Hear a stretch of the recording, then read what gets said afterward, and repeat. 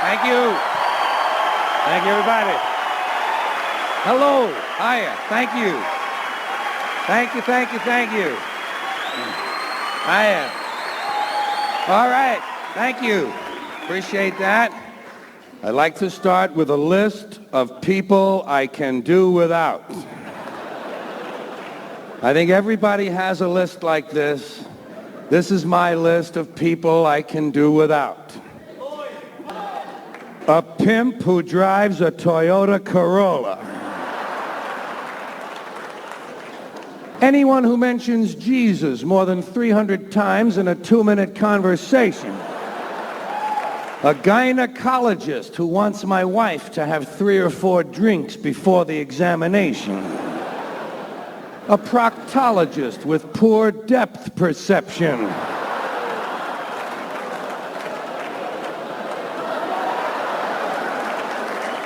Guys with a lot of small pins on their hats. Guys in their 50s named Skip. Guys who have their names printed on their belts. Guys who wear the same underwear until it begins to cut off the circulation to their feet.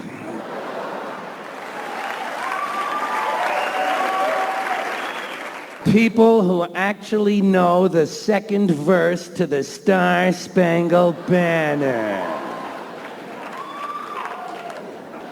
Anyone who pays for vaginal jelly with an Exxon credit card. Girls who get drunk and throw up at breakfast. An airline pilot who's wearing 2 different shoes.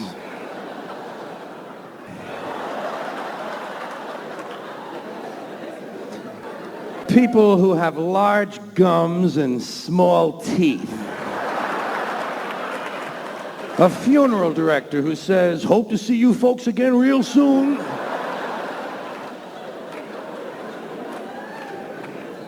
Any lawyer who refers to the police as the federales. A Boy Scout master who owns a dildo shop.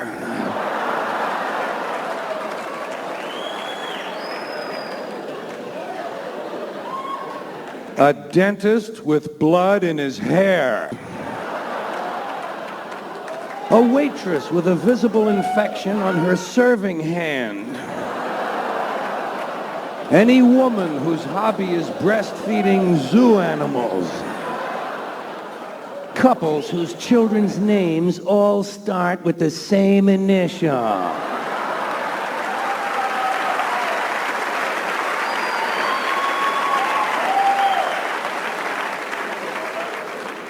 A brain surgeon with "Born to Lose" tattooed on his hands. A cross-eyed nun with a bullwhip and a bottle of gin.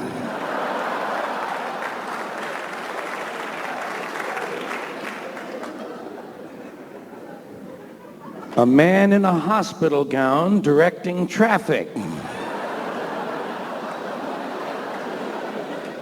And any man whose arm hair completely covers his wristwatch. Okay, that's enough of that.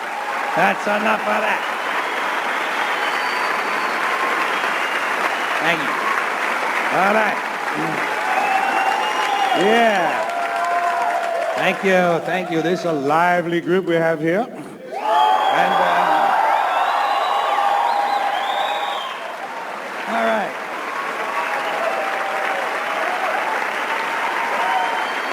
Anyway, well, that's enough fantasy stuff. Let's get back to the real world. Let's come to the practical portion of our show. This is the practical stuff. This is where I actually give advice. Little tips and hints and suggestions on things that'll help the quality of life. Little things you can put to work almost immediately. In fact, some of you may be aware of my more famous tips from the past. How to get out of jury duty. Lots of people try that, don't they? And they do. A lot of them get out of jury duty by lying. You don't have to lie. Tell the judge the truth. Tell him you'll make a terrific juror because you can spot guilty people just like that.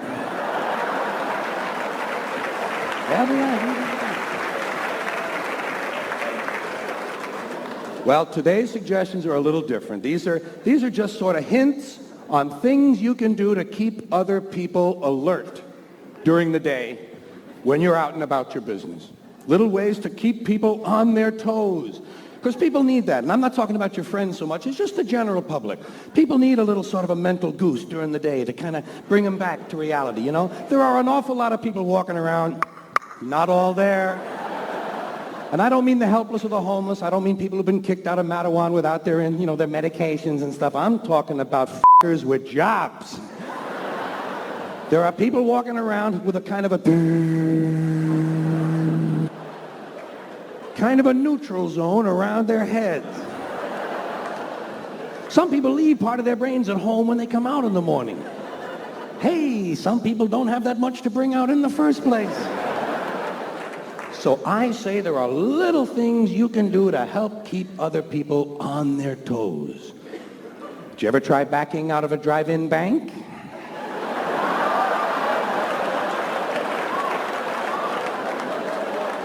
That's the kind of thing I mean.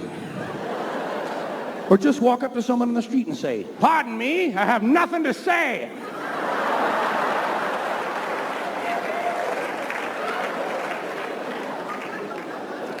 Someone asks you what time it is. You say, "Well, it's either 6:15 or Mickey has a heart on."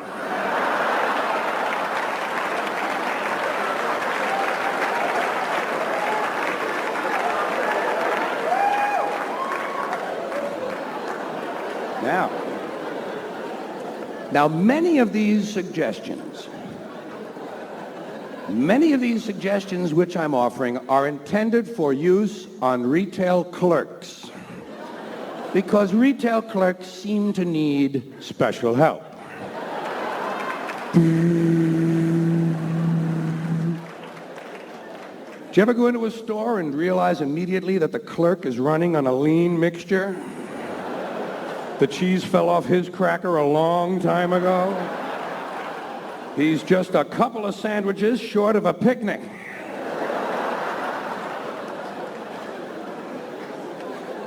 Here's one to try. Go into a gift shop and ask for your gift.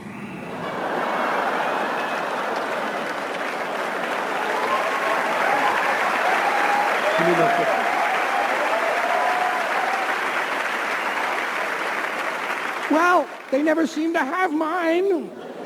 I say, "I saw your sign, I came in for my gift."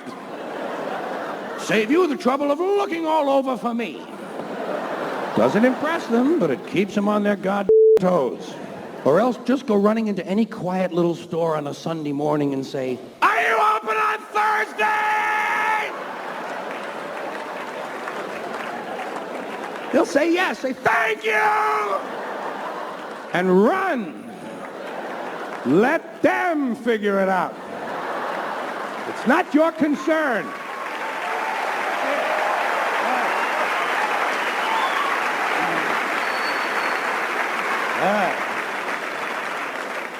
Stand on line at the bank for a really long time. One of those new kind of lines they have at the bank. The common feeder line. Used to be every teller had his own line. Now you think you're in fucking Disneyland.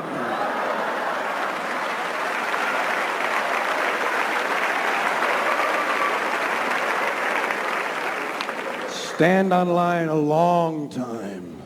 When you finally get up to the window, just ask for change of a nickel.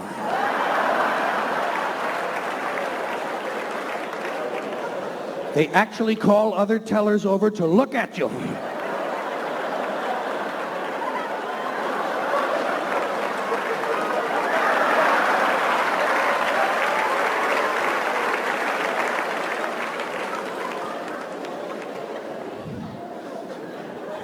Here's one. This one is my current favorite. Go into the dry cleaners and ask the man if he can remove the stains from one pair of pants and put them in another pair of pants.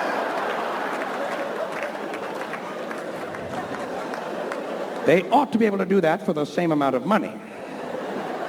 Go into a laundry, hand him your shirt and tell him to rotate the buttons.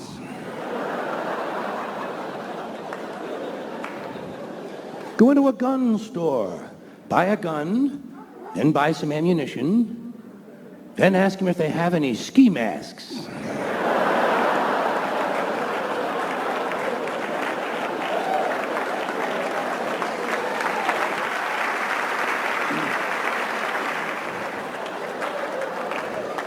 Oh, they will stare at you a long time on that one. In fact, they might even back up several feet.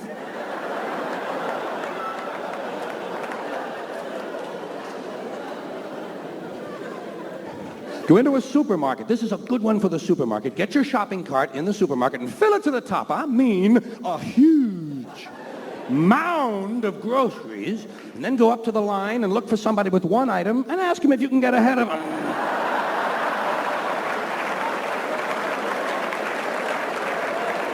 Do you mind?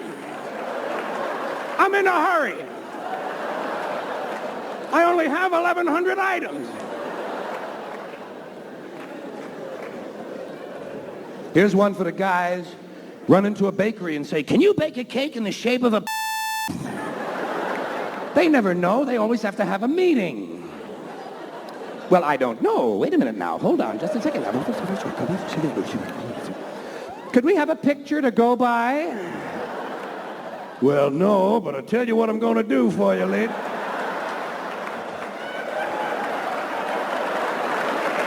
Helen!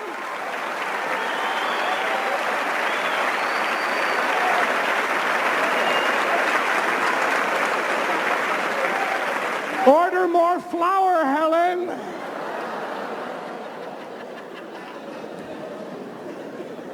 Next time you're at a wishing well, doesn't happen often, next time you're at a wishing well, ask to see the manager. Tell him you've been coming there for 10 years and none of your wishes have come true. Either you give me my money back or I'm shitting in the well.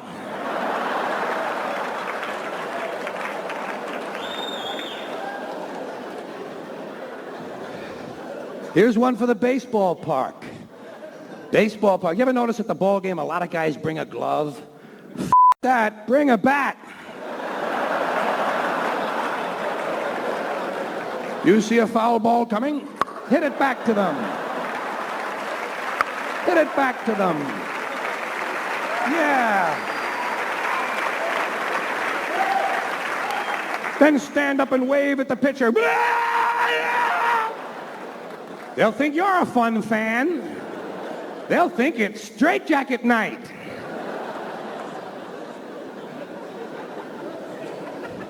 This one is strictly for the guys.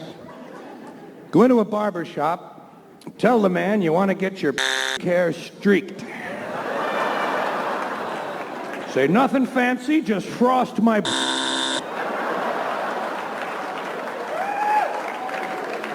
They'll be talking about you for years. The man who had his hair sectioned off with aluminum foil as they try to find a way to fit you under a dryer.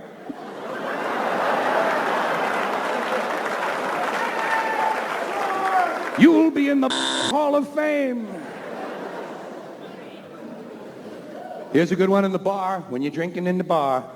You ever notice in the bar someone always says to you, "Hey, can I buy you a drink?" Say, "No thanks, but can I have the money instead?"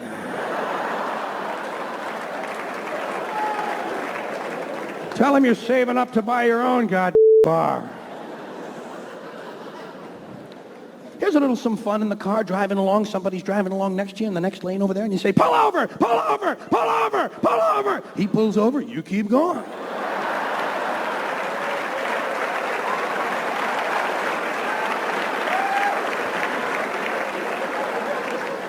Let him park a while and think it over. Hey, it's certainly none of your concern. In fact, you don't want to have anything to do with an asshole like that. That man is liable to kill someone. Here's another little practical joke for the driver when you're going through the toll booth. Well, not actually through the booth itself. That would be a big practical joke. I mean when you're going through the little space in between the booths. When you get up there and the guy sticks out his hand, bargain with him. Try to get yourself a better deal. Tell him you heard it was free Chevrolet Day. Tell him it's a used road and you're looking for a discount.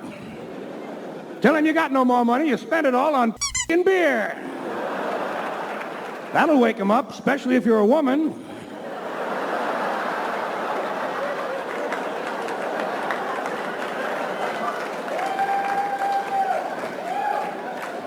You ever notice in some hotels they give you a little sewing kit? You know what I do? I sew the towels together.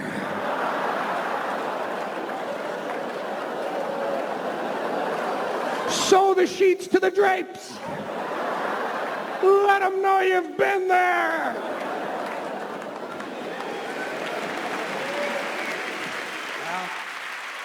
Now this next piece of material is real simple. It's called free-floating hostility.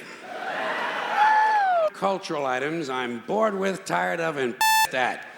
So I hope you're ready for a little random anger. People who make quote marks in the air with their fingers. Are you tired of these people yet? He said he was sober. Hey, lady, me.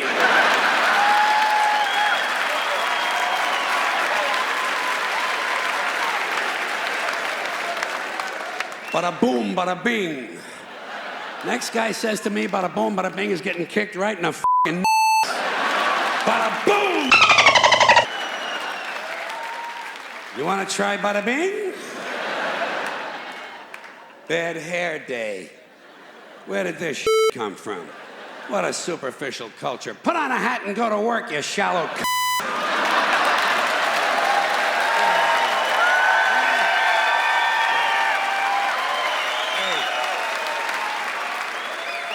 It's a good thing Lewis and Clark never had a bad hair day. Or Daniel Boone, huh? Custer? He had a really bad hair day. But he had it coming, that blonde, blue-eyed criminal f***. And what about these guys who tell you, I heard that, I heard that. Oh, you did you? Well, isn't this exciting? What is this, a f***ing hearing test? Did I wander into a Belltone commercial here? Of course you heard it, you f***ing Nimrod. I'm standing right next to you. I'm gonna move down here. I'm gonna move a little farther away. Me. By any chance, did you hear that? Now, what about these people who tell you their needs aren't being met? You run into this stuff? This is support group 12-steppers. My needs aren't being met. Know what I tell them? Drop some of your needs. Life is a zero-sum game. What else is troubling me? Mickey Mouse's birthday being announced on the television news as if it's an actual event. I don't give a shit. If I cared about Mickey Mouse's birthday, I'd have memorized it years ago. And I'd send him a card. Dear Mickey, happy birthday. Love, George. I don't do that. Why? Don't give a shit. Mickey Mouse. Him in the air with a big rubber.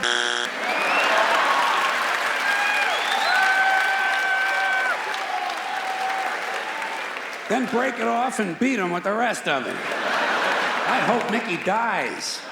I do. I hope he dies. I hope he gets a hold of some tainted cheese. Mickey Mouse. No wonder no one in the world takes our country seriously. We waste valuable television time informing our citizens of the age of an imaginary rodent. Now let me ask you this. The two pandas in the zoo, do you care if they f***? I don't. Why don't they stop telling me on the news the pandas didn't f*** again this year? I'm not concerned. I have no emotional stake in panda f***ing, all right? If they want to, they will. If not, they'll watch The Price is Right. And as long as we're talking about the news, I don't want to hear anything more about innocent victims. This is an outmoded idea. There are no innocent victims. If you live on this planet, you're guilty, period. F*** you, end of report. Next case. Next f***ing case. Next case. Your birth certificate is proof of guilt. And what happened in this country that now suddenly everyone is walking around with their own personal bottle of water? When did we get so thirsty in America? Is everybody so dehydrated they have to have their own portable supply of fluids with them at all times? Get a drink before you leave the house. Another crime against society, hyphenated names. Hey, lady, pick a f***ing name, would you please? Pick a f***ing name. Hi, I'm Emily Jerichow Fortescue. Hi, I'm George you too. You don't acquire personal dignity by adding a name to your name. Feminists think it's a radical act. It's not. Castrating a guy in a parking lot with a Coke bottle is a radical act. Hyphenating your name is pretentious bullshit. And what is going on with all these telephone calling plans? MCI, AT&T, is this shit really necessary? When did the phone bill become life's most critical document? In a country where you can buy cinnamon dental floss, cheese in a spray can, and edible women's panties, are people really breaking their to save 9 cents on a f***ing phone call? You know,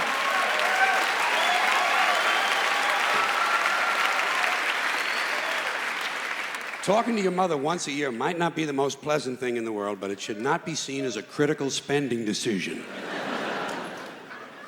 Something else I don't understand, motivation tapes, motivation books. What happened here? Suddenly everybody needs to be motivated? It's a fairly simple thing. Either you want to do something or you don't. What's the big mystery? Besides, if you're motivated enough to go to the store to buy a motivation book, aren't you motivated enough to do that? So you don't need the book. Put it back. Tell the clerk, F you, I'm motivated. I'm going home. I'm going home.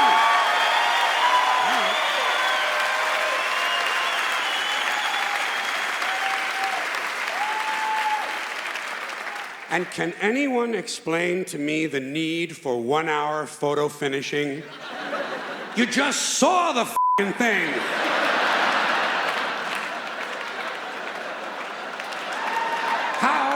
How can you possibly be nostalgic about a concept like a little while ago? Another complaint, too many vehicles. There are some families in this country own entirely too many vehicles. You see them on the highway in an RV. But that's not enough for them. RV's not enough. Behind them, they're towing a motorboat, go-kart, dune buggy, dirt bike, jet ski, snowmobile, parasail, hang glider, windsurfing equipment, a hot air balloon, and a small two-man deep-sea diving bell. Doesn't anyone just take a walk anymore? The only thing these people lack is a lunar excursion module. Too many choices, America. It's not healthy. Another abomination. White guys over 10 years of age who wear their baseball hats backwards. Listen to me. White guys, let me tell you something. You're never gonna be as cool as black guys. It's not gonna happen. You're white and you're lame. It's a f***ing law of nature. Turning your hat around and learning a complicated handshake will not make you cool. And you black guys, since you started the whole thing, I'm gonna let you stay with the hats a little bit longer, but I think really, once you qualify for Social Security, it's time to spin that around to the front again. All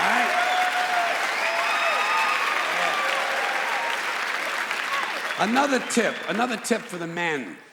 The earrings, the thing with the earrings, it's over.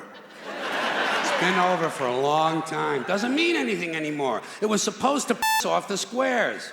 The squares are wearing them now. Doesn't mean anything, it's just f***ing jewelry. And haven't we gone a little overboard with these colored ribbons for different causes? Every cause has its own colored ribbon now. Red for AIDS, blue for child abuse, pink for breast cancer, green for the rainforest, purple for urban violence. I got a brown one. You know what it means? Eat shit! Eat shit!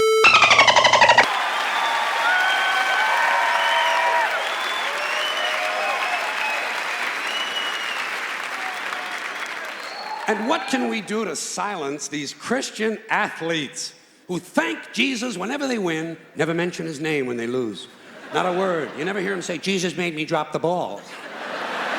The good Lord tripped me up behind the line of scrimmage. According to these guys, Jesus is undefeated. Meanwhile, these assholes are in last place.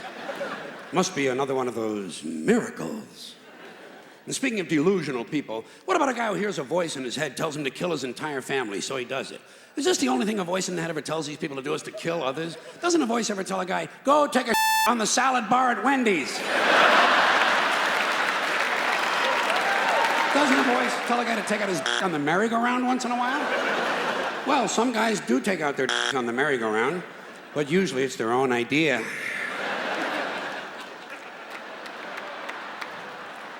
Now, a lot of these cultural crimes I've been complaining about can be blamed on the baby boomers. Something else I'm a little tired of hearing about. The baby boomers. Whiny, narcissistic, self-indulgent people with a simple philosophy. Give me it, it's mine! Give me that, it's mine! These people were given everything. Everything was handed to them. And they took it all. Sex, drugs, and rock and roll, and they stayed loaded for 20 years and had a free ride.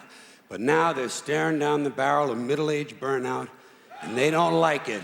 They don't like it, so they've turned self-righteous. And they want to make things hard on younger people. They tell them abstain from sex, say no to drugs. As for the rock and roll, they sold that for television commercials a long time ago. So they could buy pasta machines and Stairmasters and soybean futures. Soybean futures. You know something? They're cold, bloodless people. It's in their slogans, it's in their rhetoric. No pain, no gain. Just do it. Life is short, play hard. Shit happens, deal with it. Get a life. These people went from do your own thing to just say no. They went from love is all you need to whoever winds up with the most toys wins. And they went from cocaine to Rogaine.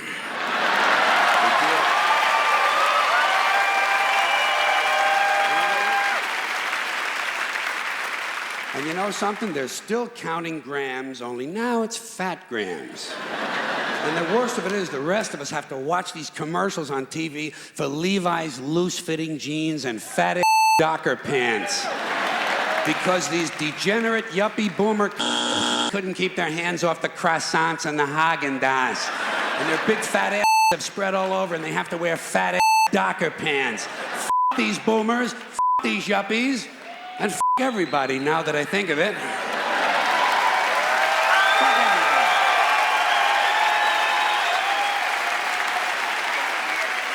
Well,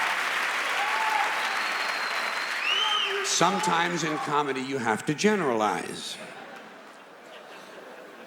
Well, I think it is certainly apparent by now that one of the things I enjoy in life is excess. I like things that are excessive.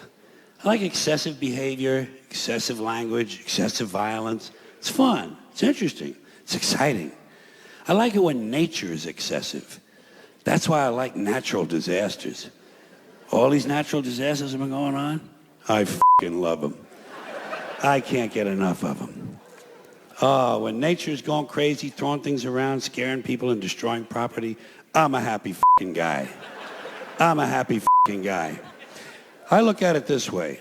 For centuries now, man has done everything he can to destroy, defile, and interfere with nature. Clear-cutting forests, strip mining mountains, poisoning the atmosphere, overfishing the oceans, polluting the rivers and lakes, destroying wetlands and aquifers. So when nature strikes back and smacks man in the head and kicks him in the... I enjoy that. I have absolutely no sympathy for human beings whatsoever. None. And no matter what kind of problem humans are facing, whether it's natural or man-made, I always hope it gets worse. Don't you have a part of you that secretly hopes everything gets worse? When you see a big fire on TV, don't you hope it spreads? Don't you hope it gets completely out of control and burns down 6 counties? You don't root for the firemen, do you? I mean, I don't want them to get hurt or nothing, but I don't want them putting out my fire. That's my fire. That's nature showing off and having fun. I like fires. You know something else I like? Those spring floods in the Midwest. Aren't they great? Like clockwork. Spring floods in the Midwest. But I'm starting to notice, I'm starting to catch on that every year it's the same story. Another flood in the same place with the same people on the same river. Same fucking people. And these people do not move. They will not fucking move.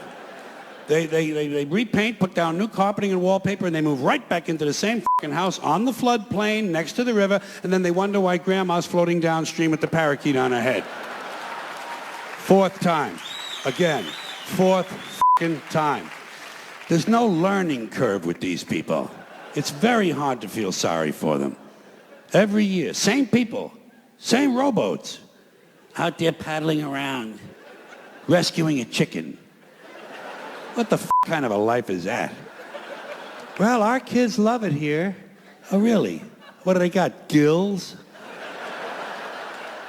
And while they're showing all that shit on the screen, the announcer is saying to me, "It's been raining steadily for 3 months now. The ground can't hold any more water. The river is cresting higher than it has in 2 centuries. The levees have washed away, and I just hope it keeps raining and raining and raining and raining and raining and raining and raining and raining and raining and raining and raining and raining and raining, and it rains steadily for 5 years. And then after that, for 10 years, it's cloudy with occasional showers. And the river never returns to its natural banks. It becomes a completely new river. And the borders of 3 states have to be changed. And all the maps and atlases have to be redrawn and reprinted. And no one's couch ever completely dries out. For years and years, every time they sit down, there's always a little squish. Dan, Linda, come on in, you guys. Have a seat. Squish, squish. I like that. I'm an interesting guy.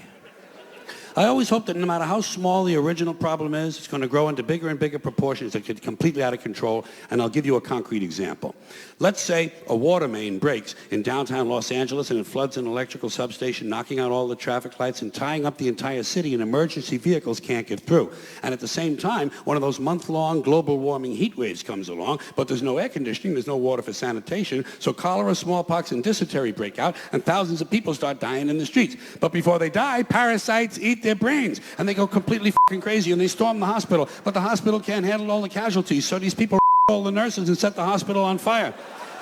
And the flames drive them even crazier, so they start stabbing social workers and garbage men.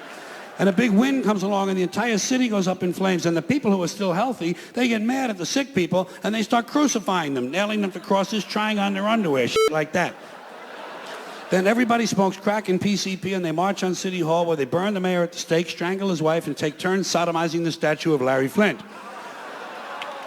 And at this point, it looks like pretty soon things are going to start to get out of control. So everybody panics and tries to leave the city at the same time. And they trample each other to death in the streets by the thousands, and wild dogs eat their corpses. And the wild dogs chase the rest of the people down the highway, and one by one the dogs pick off the old f***s and the slow people because they're in the fast lane where they don't belong. Get the f*** out of the fast lane if you're an old f***. If you're a slow f***, get over on the right. Get over on the right. And the lucky ones, the lucky people who manage to make it all the way outside of town, they discover when they get there that big sparks from the city have lit the suburbs on fire, and the suburbs burn uncontrollably, and thousands of identical homes have identical fires with identical smoke, killing all the identical soccer moms and their identical kids named Jason and Jennifer. And now the fire spreads to the farmlands, and the farmlands burn intensely at 425 degrees, creating millions of baked potatoes. And as the farmlands burn, thousands of barns and farmhouses begin to explode from all the hidden methamphetamine labs. And the meth chemicals run downhill into the rivers and streams where wild animals drink the water and get completely geeked on speed. So bears and wolves, amped up on crank, start roaming the countryside looking for people to eat, even though they're not really hungry. And the fire spreads to the forest, and the forests burn furiously, and hundreds of elves and trolls and fairies come running out of the woods screaming, "Bambi is dead! Bambi is dead!" And he is. Finally, that f***ing little c***, Bambi is dead. Dead. And now hundreds of regional fires come together into one huge interstate inferno, and all 12 of the western United States are burning out of control, except Utah, where the Mormons don't allow fires. And the fire spreads across the Great Plains, toasting the wheat, cooking the cattle, and producing hamburgers, actually. Then it leaps the Mississippi and races through the South, blowing up stills, interrupting lynchings, and killing millions of inbred people. And then it turns northeast and it heads for Washington, D.C., where George Bush can't decide if it's an emergency or not. He can't decide this. He doesn't know. It's hard. Oh, it's hard work. You know? No. Yeah. He can't decide because Dick Cheney is in prison. So instead, he takes a nap. He takes a nap. He puts his empty fucking brainless head down on the little pillow his mother gave him at Christmas time, and he takes a fucking nap. So the fire moves to Philadelphia, but it's a weekend, and Philadelphia's closed on the weekends. So the fire moves to New York City, and the people in New York tell the fire to go f*** itself. Go f*** yourself. Yeah, and it does. Yeah. And it does. So instead, it burns down Long Island and Connecticut, killing all the rich white assholes and completely destroying their evil golf courses. And while all this is going on, Canada burns to the ground, but nobody notices. And now the entire North American continent is on fire, producing a huge thermal updraft and creating an incendiary cyclonic macro system that forms a hemispheric megastorm, breaking down the molecular structure of the atmosphere and actually changing the laws of nature. Fire and water combine, burning clouds of flaming rain fall upward, gamma rays and solar winds ignite the ionosphere, creating huge clouds of ionized plasma. Bolts of lightning 20 million miles long begin shooting out of the North Pole, and the sky fills up with green shit. And then suddenly, the entire fabric of space-time splits in two. A huge crack in the universe opens, and all the dead people from the past begin falling through. Babe Ruth, Groucho Marx, Davy Crockett, Tiny Tim, Porky Pig, Hitler, Janis Joplin, Alan Ludden, my Uncle Dave, your Uncle Dave. Everybody's Uncle Dave. An endless stream of dead Uncle Daves falling through the crack.